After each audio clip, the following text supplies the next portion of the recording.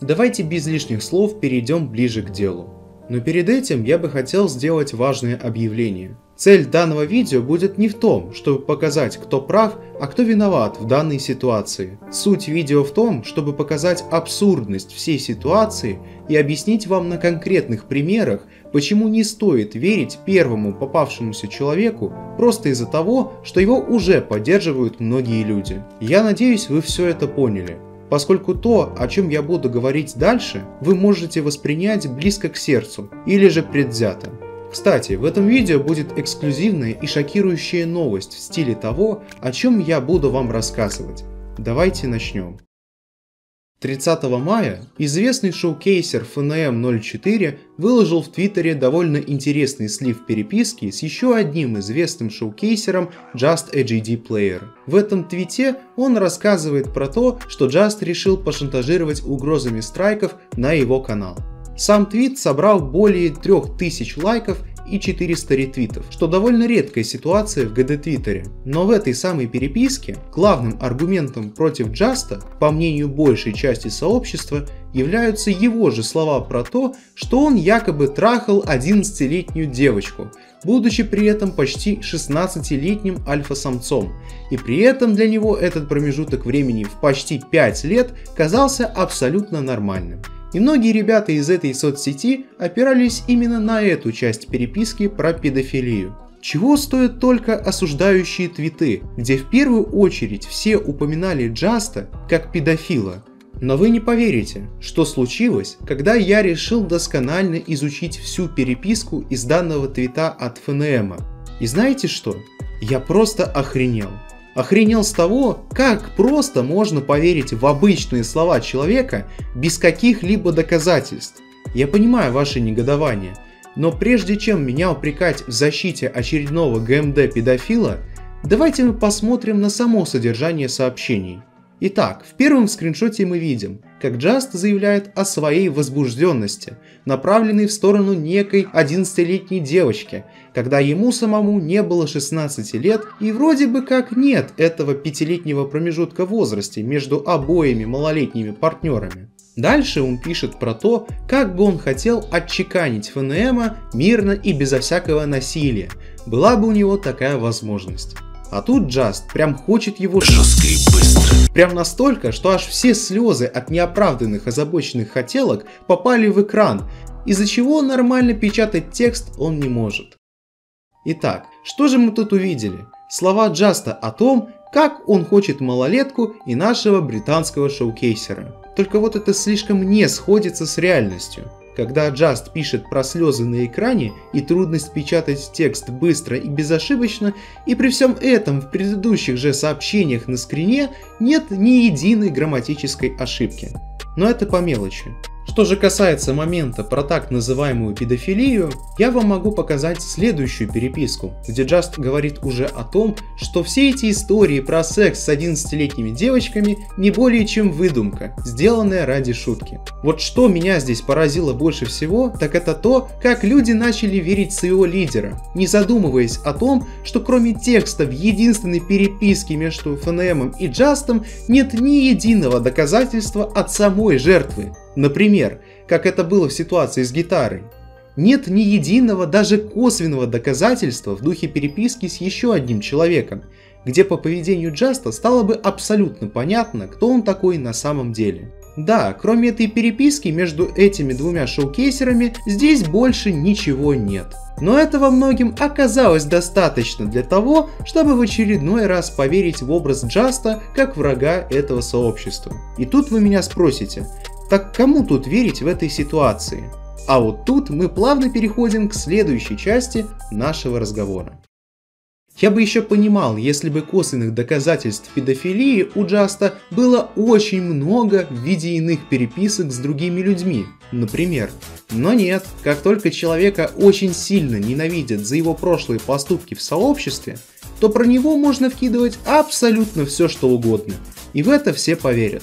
И нет, я ни в коем случае не оправдываю Джаста, ведь херню до этого он действительно совершал, чего стоит та инсценировка рейдерства в его квартиру, которая позже оказалась домом Вернама, или же ситуация с уровнем Ачерон, где некоторые до сих пор уверены, что в этом виноват Экзен, хотя большую часть действий совершил именно Just. Но понимаете, в чем дело? Я заметил, что как только появляется в глобальном сообществе определенная персона, которую многие ненавидят, обоснованно или же необоснованно, то про эту самую персону в один момент можно кинуть дезинформацию, что якобы Вернам унижал трансгендера в метро, когда исходник этого видео был найден в одном из групп ВКонтакте, который был выложен человеком, не имеющему к Вернаму никакого отношения. Однако голос там был очень похож на тот, что мы все привыкли слышать у него. Так ведь хочется поверить в то, что плохой человек плохой во всем. Потому этот фейк собрал много лайков и ретвитов.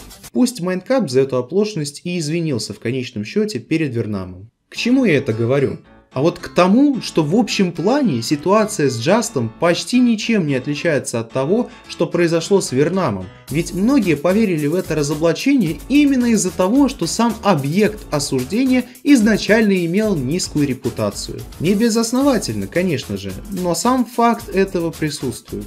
Только вот в случае с Джастом здесь мы видим куда больший уровень абсурда. Ведь мало того, что из-за мелочей уже можно заподозрить его сообщение в искренности и правдивости, в чем пытается нас убедить ФНМ, так еще кроме слов Джаста и ФНМа тут больше ничего нет. Кстати, недавно мне рассказали про то, от чего я был в полном шоке. Короче, оказывается, что у одного очень известного контент-мейкера Эрили тоже присутствует нездоровый фетиш на малолетних детей. Но там все хуже. Он насиловал 3 14-леток, когда самому в это время было почти 18 лет. Вы представляете, это ж надо так опозориться на все русское сообщество, чтобы не сказать о том, что все эти сообщения были написаны в шутку. Мне эти сообщения прислал сам Эрили, что и видно на данном скриншоте. И опять же, я тут никого не оправдываю. Я, может, в ваших глазах сейчас выгляжу как адвокат дьявола, который оправдывает злую сторону, лишь бы выиграть судебное дело. Но поверьте вы мне, это вообще не так. И сейчас вы поймете почему. Так вот, я не разобрал момент с шантажом страйками на канал ФНМ. А тут нечего-то и разбирать, если честно. Конечно, когда человек намекает другому про то, что он может сделать с ним плохое, даже если второй человек также сделал первому плохое, то, естественно, не возникнуть данной угрозы не может. Однако тут есть два момента, которые стоит прояснить. Во-первых, даже после случая с уровнем Ачерон, Just не кинул ни единого страйка на канал, даже несмотря на его прошлые поступки. И во-вторых, очень забавно слышать от ФНМ про угрозы, особенно когда в одном из скриншотов в его же твите видно, как Just хотел самостоятельно завершить срач и урегулировать конфликт. Естественно, это вообще не дает точных гарантий, что Just не кинет ФНМу страйки на его ролики из-за продолжения сливов его сообщений или из-за оскорблений в сторону Джаста или Экзена. Итак, ребята, я вынужден сделать небольшое лирическое отступление. Дело в том, что Just все-таки кинул пару страйков. Однако те ролики, которые попали под страйки, оказались не шоу-кейсами, а вообще иными роликами, как, например, антиэкспоузы от Гигамикса. Или же иные ролики, но именно те, которые были стырены у Джаста. Но даже несмотря на то, что я по первому пункту оказался немного неправ, тем не менее, такие страйки отозвать можно. И очень просто. Ведь ФНМ делает контент сам. И это видно по его роликам. Что, естественно, сам увидит YouTube непосредственно во время того, когда он начнет отзывать эти страйки. Так что, опять же, никакой угрозы в этом нет. Тем более то, что ФНМ может спокойно взять и отозвать эти глупые страйки от Джаста, даже в том случае, если Just все-таки умудрится кинуть страйки. И после всего того, что мы тут изучили и рассмотрели под разными углами, мы приходим к пониманию, что весь конфликт построен на тотальном абсурде. Что с одной стороны, что с другой. Стоит ли мне говорить, что это был личный конфликт между двумя людьми, где один решил доказать другому, что он педофил и шантажер на основе его же слов, которые, по мнению многих в ГД-сообществе, были правдой, просто потому, что так сказал Just. А другой ему в ответ говорит про то, что твоя жизнь в дерьме и что он хочет ФНМа. И даже если Just говорил несерьезно о педофилии и страйках, это все равно никак не отменяет его прошлых поступков. Как и то, что он тут сам немного переборщил с подобным юмором. Но в Твиттере все, конечно же, налепили себе ярлык знатока, с которым они стали поддерживать именно сторону ФНМ, но никак не другую сторону, просто потому что Just плохой человек. Да и тем более, как он может врать человеку в переписке? Ведь в жизни не бывает такого, чтобы вы друг с другом не общались на провокационные темы несерьезно и с большой долей сарказма. Ведь не бывает такого, чтобы какой-нибудь шизофреник не оказался прав в своем же бреде, который он так рьяно и с восклицанием озвучил санитарам психбольницы. Дорогие мои твиттерчане, слова не являются аргументом до тех пор, пока достоверность этих слов не покажут конкретные действия, связанные с их содержанием. Простые слова можно писать и говорить как угодно. Ведь не зря в природе существуют такие понятия, как сарказм, стёб, ирония или другие формы общения с собеседником, которые отличаются от привычного общения на фактах. То, что Just рассказал о себе как о педофиле, не показав при этом ни единой переписки, которая могла бы эти слова хоть как-то подтвердить, не делает его педофилом. И тем более, как можно поверить тому, кто вас уже обвел вокруг пальца инсценировкой угрозы жизни? Что это за маразм? Причем все так были поражены от каких-то слов Джаста, что они же решили засирать тех людей, которые встали на нейтральную позицию, что и сделал Экзен, записав ролик с уровнями от Джаста, на превью которого виднелась фраза «Just a GD Player выиграл».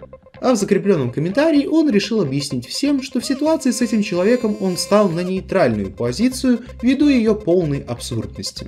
Это, конечно же, не понравилось некоторым людям из Твиттера, в том числе и креатору Iced Cave, который решил прояснить у него этот ход гения. После ответки от Экзена незамедлительно последовал ратио от Iced Cave. И тут уже вмешался я, который решил отправить ему данный скриншот переписки, на что я получил следующий ответ. Я не думаю, что те сообщения про то, что он сделал с 11-леткой, являются шуткой. Слушай, а у тебя весьма огромная доказательная база. Я вот лично не думаю, что в видео с тем, как один решил унизить трансгендера в метро, не было Вернама. Получается, что Вернам был в этом ролике? Так что ли? Дальше я решил довести ситуацию до еще большего абсурда, сказав, что якобы ФНМ-04 трахал 8-летнюю школьницу, поскольку он мне про это написал. Аргумент немного слабый, ведь проще было кинуть скриншот Сэрили, да и к тому же этот аргумент я не докрутил до конца. Однако нас здесь интересует ответ от Iced Cave. Если ты пытаешься так сказать, что все пруфы ФНМ фейковые, то я надеюсь, ты в курсе, что модератор Дискорда подтвердил подлинность этих сообщений. Кстати, данный твит он удалил через секунду, на что я ему решил намекнуть и спросить про то, что он там имел в виду. В ответ получил следующее. В твите я имел в виду Джаста как доказательство против него самого. Ведь модератор Дискорда проверяет сообщения в Дискорде. И он может это сделать по ID сообщения и подтвердить, было ли это действительно написано или нет. То есть вы понимаете, когда человек что-то пишет в сеть, то по мнению этого человека это 100% истина, не иначе. По крайней мере, это я так воспринимаю сообщение от Iced Cave, ведь, как я и доказал ранее, Just мог вместо этой истории с педофилией рассказать вообще все, что угодно. Для тех, кто в танке, поясню, что если модератор Дискорда проверяет подлинность написанного кем-то сообщения, то это не значит, что в написанном имелся хоть какой-то смысл. Одно другому тут не мешает. Что человек может написать правду, что человек может написать ложь, и в обоих случаях модераторы могут подтвердить то, что сообщения действительно были им написаны. И несмотря на всю убогость моей аналогии про ФНМ, доведенной до абсурда, не офигеть с ответов было бы тем же абсурдом, как, например, здесь. Ведь если кто-то что-то пишет про Джаста, значит это 100% правда. Но стоит мне вякнуть про кого-то другого, то аргументы про доказательства из головы будут работать. Двойные стандарты, получается. Еще больше я офигел с ролика про разоблачение Джаста длиной в 11 минут, где кроме пересказа поста от ФНМ и словесных утверждений про то, что Джаст действительно оттрахал 11-летку, тут больше ничего не было. Про последний я даже не шучу. I do think that what he did with this 11-year-old was indeed very real and horrifying to say the least, because he tried too hard to hide it. From what I can tell, I firmly believe that what he did with the 11-year-old person was probably very real and very disgusting and very fucking creepy. Just the GD player is undoubtedly up there with some of the worst offenders like Krazen, and what he's done, and the way he's treated Finn, and the shit he said to that fucking 11-year-old, and how hard he tried to hide it, makes this situation really fucked up and disturbing. И это говно действительно решил пропиарить сам FNM04, а вместе с ним еще и Cursed со Спейсом, чем автор пересказа так сильно кичится в Твиттере, рассылая им слова похвалы. И у меня есть один маленький вопрос к этим пиарщикам. Вы читать посты вообще умеете?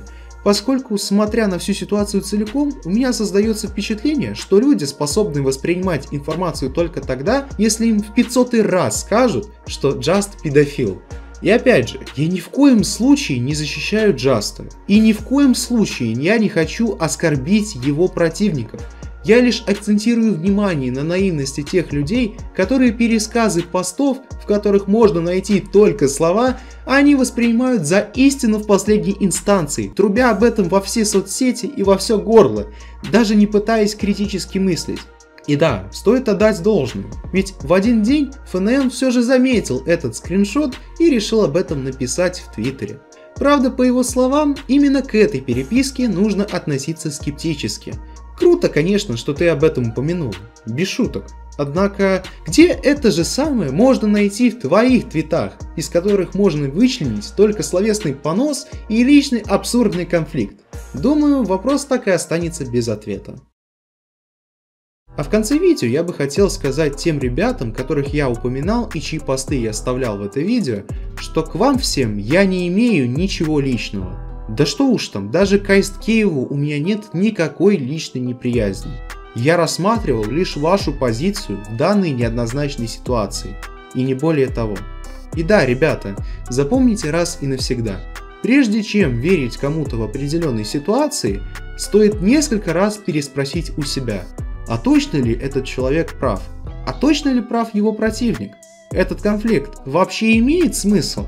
Другими словами, ребята, относитесь ко всему с определенной долей скептицизма. Не нужно избирательно подходить к этому принципу. Если человек в сообществе считается плохим, то это не значит, что он и на самом деле везде плох. Точно так же работает и в пользу хорошего человека. А с вами был я, Гота. Всем удачи и всем пока. Let me down.